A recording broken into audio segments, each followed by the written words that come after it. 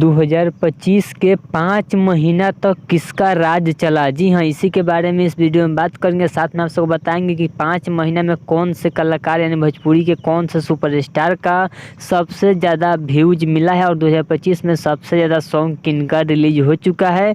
तो वीडियो को पूरा फुल वॉच कीजिएगा। अगर अभी तक आप सब हमारे चैनल को सब्सक्राइब अगर नहीं किए हैं तो प्लीज़ चैनल सब्सक्राइब करें, वीडियो को लाइक करें, प्यार से कमेंट करें। चलिए वीडियो में आगे बढ़ते हैं, बात करते हैं। सबसे पहले भोजपुरी के दबंग स्टार खेसारी लाल यादव के बारे में। तो आप सबको बता दूं कि इस वीडियो में सिर्फ एल्बम सॉन्ग के बारे में इस बात करेंगे। तो आप सबको बता दूं कि खेसारी लाल यादव का कुल इस साल 2025 में अभी तक इस सॉन्ग को मात्र 19 सॉन्ग को रिलीज किया गया है, जो कि आप सबको बता दूं उसमें से मात्र एक ही सॉन्ग है जो कि 80 मिलियन वाला क्लब में शामिल हुआ है, जो कि 50 मिलियन पार किया गया है, जो कि जिस सॉन्ग का नाम है कलम चबा गनी, जो कि 19 गाने में से मात्र एक गाना है जो कि 80 मिलियन तक पहुंचा है। अभी तो कोई भी सॉन्ग 100 मिलियन वाला क्लब में शामिल नहीं हुआ है 2025 में। चलिए बात करते हैं भोजपुरी के पावर स्टार पवन सिंह के बारे में।